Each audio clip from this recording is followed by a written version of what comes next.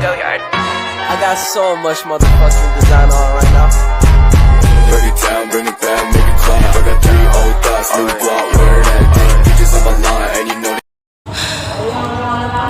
Assalamualaikum warahmatullahi wabarakatuh. Saya Sania Milapipa dari kelas 8B akan menampilkan sebuah puisi yang berjudul Menguak Jejak Bisu.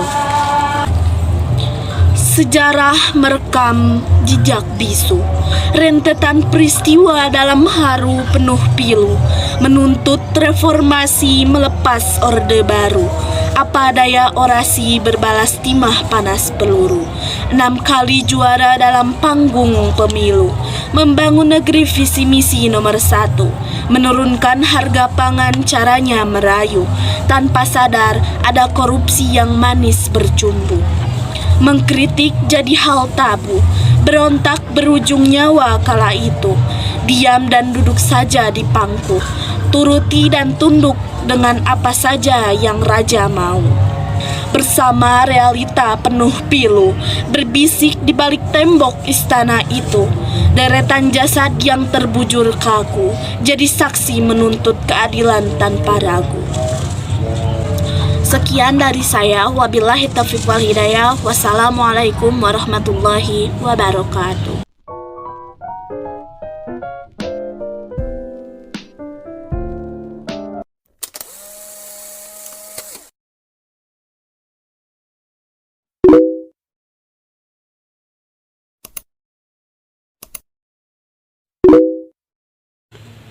Assalamualaikum warahmatullahi wabarakatuh. Perkenalkan, nama saya Elsa Nuryanti. Saya dari kelas 8B akan membacakan puisi bertema koruptor dan berjudul Uang Haram. Wahai para koruptor, sadarkah engkau telah memakan hak kami, mengambil hak para tunawisma dan menghalalkan segala cara untuk memperoleh keuntungan sendiri? Wahai para koruptor, apakah kalian tak malu dengan apa yang kalian lakukan? Menjadi kaya dengan hal penipu, hidup mewah dengan mengorbankan para rakyat yang lebih membutuhkan. Wahai para koruptor, segeralah sadar perbuatan kalian sungguh terhina bak bunga replesia yang memancarkan bau busuknya. Wassalamualaikum warahmatullahi wabarakatuh.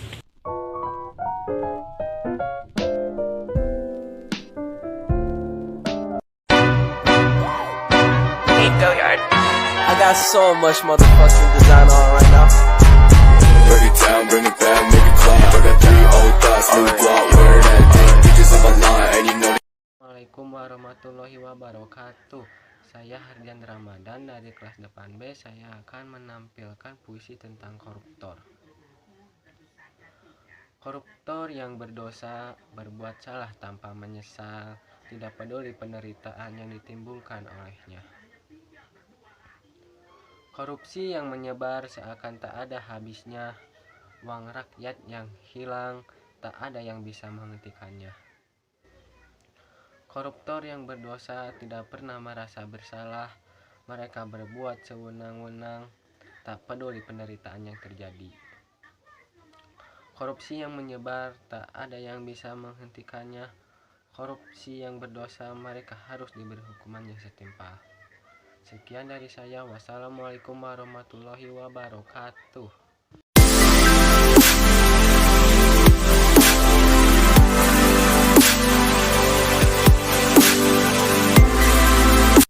Assalamualaikum warahmatullahi wabarakatuh. Nama saya Widya Gisamaulina, saya dari kelas 8B. Di sini saya akan membaca puisi berjudul Puisi Anti Korupsi. Aku berdiri tegak dengan tekad, namun terhalang tikus-tikus jahanam. Tidakkah kau lihat ini ketidakbermoralan? Kacung-kacung terdiri yang katanya berpendidikan. Oh, sungguh memalukan. Yang sengsara akibat ketidakadilan. Ulah para koruptor sialan. Perjuangan ini tak akan kusia-siakan, sekecil apapun akan kulawan. Indonesia bebas korupsi untuk kemakmuran. Wahai muda budi, katakan tidak untuk korupsi. Assalamualaikum warahmatullahi wabarakatuh.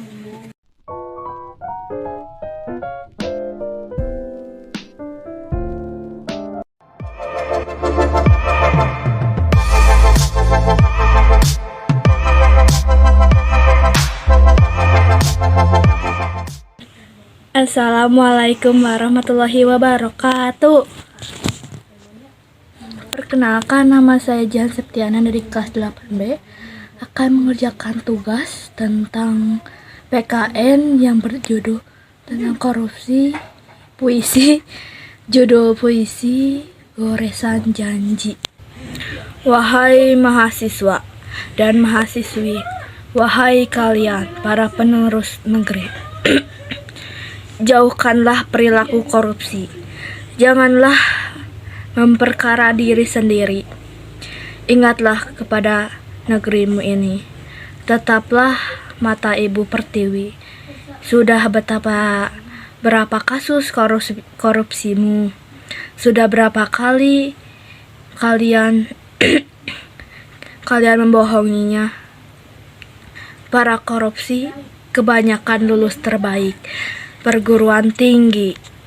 Mereka lulusan terbaik dengan IPK tertinggi.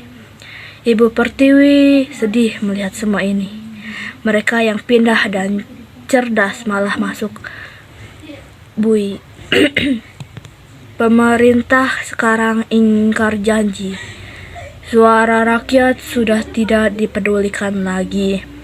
Kapan negeri kita bisa bersih dan korupsi kalau rakyat terus dibohongi?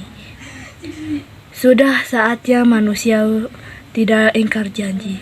Sudah saatnya mahasiswa memegang omongan sendiri.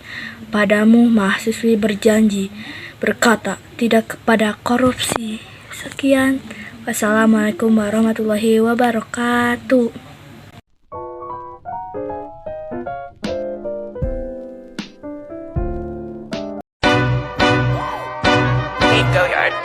I got so much motherfucking design on right now. Break it down, bring it back, make it clap. I got 3 old thoughts, new guap, where that thing. Bitches on my line, and you know. Assalamualaikum warahmatullahi wabarakatuh. Nama saya Salsa Kira. Di sini saya akan membacakan tentang puisi Tanah Surga. Tanah Surga oleh Salman. Bukan lautan, hanya kolam susu, katanya. Tapi kata kakekku, hanya orang-orang yang bisa minum susu.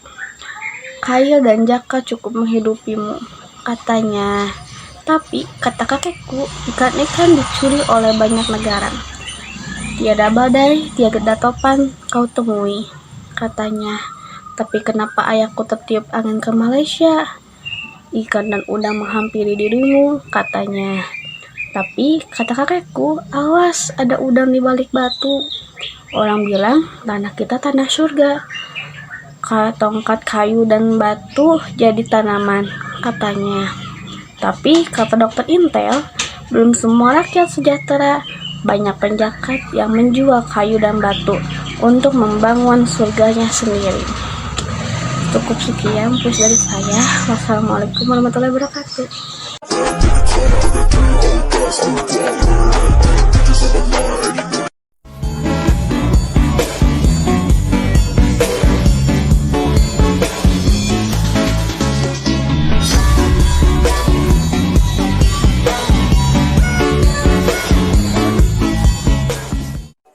Di sini aku mau jelasin tentang lambang-lambang Pancasila dan arti dari burung Garuda. Berkibarlah bendera negeriku, berkibarlah engkau di dadaku, tunjukkanlah kepada dunia.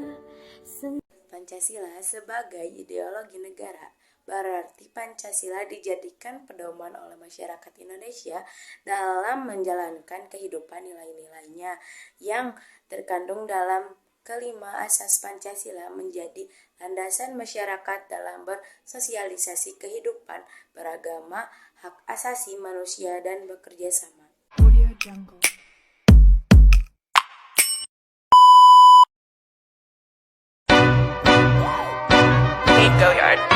I got so much more.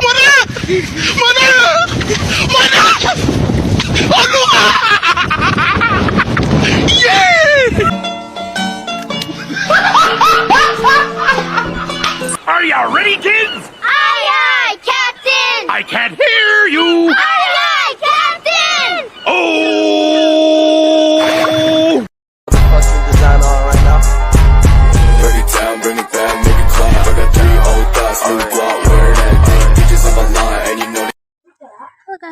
sini aku mau menjelaskan tentang bendera merah putih. Bendera Indonesia disingkat bendera atau bisa juga disebut sang merah putih.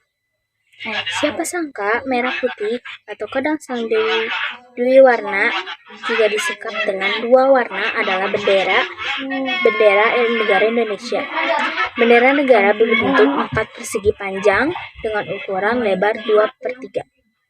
Dari panjang dengan bagian atas berwarna merah dan bagian bawah berwarna putih, yang kedua bagiannya berukuran sama. Juga sejarah bendera merah putih berawal dari warna yang digunakan oleh kerajaan-kerajaan di Indonesia pada era penjajahan.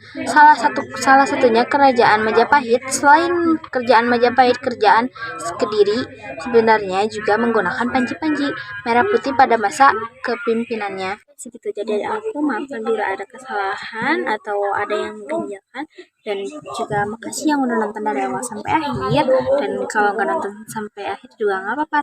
Makasih. Dadah.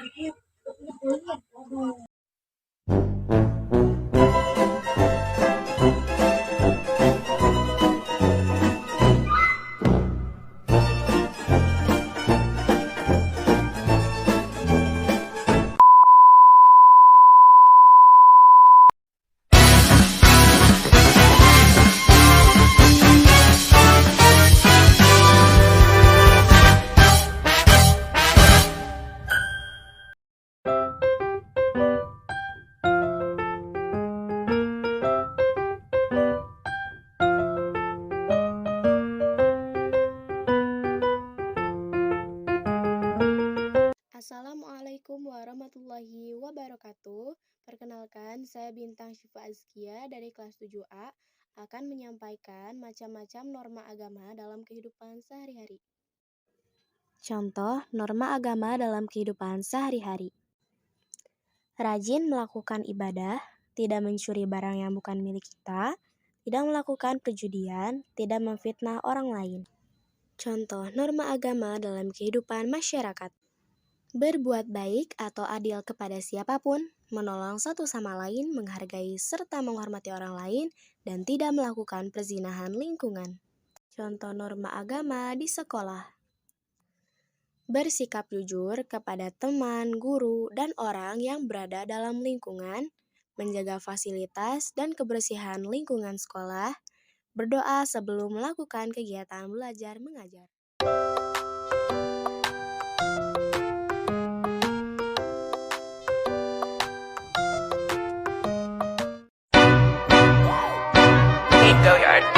I got so much motherfucking design on right now.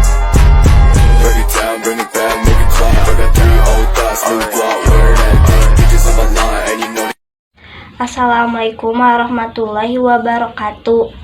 Perkenalkan, nama saya Melisa, kelas 8A, akan menjelaskan tentang semangat perjuangan nasional tahun 1908. Penjajahan Belanda di Indonesia dimulai sejak didirikannya Verenigde Oost-Indische Compagnie Vocht pada tanggal 20 Maret 1602. Sejak VOC berdiri, penderitaan rakyat Indonesia terjadi dalam berbagai segi kehidupan.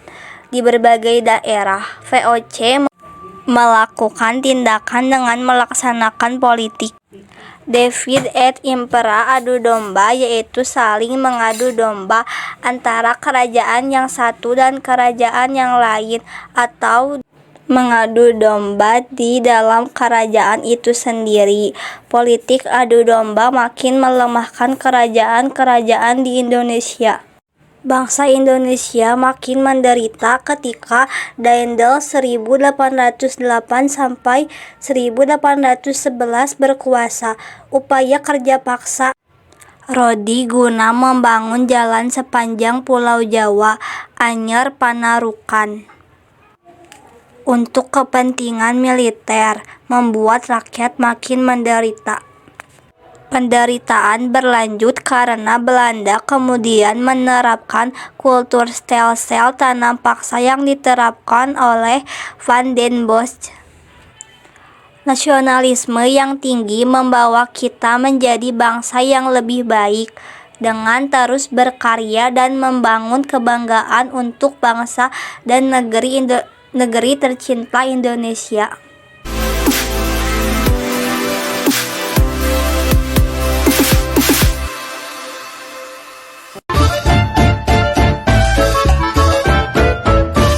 Assalamualaikum warahmatullahi wabarakatuh. Saya Dede Amir Miftahul Falah dari kelas 8C akan membacakan puisi yang berjudul Peringatan.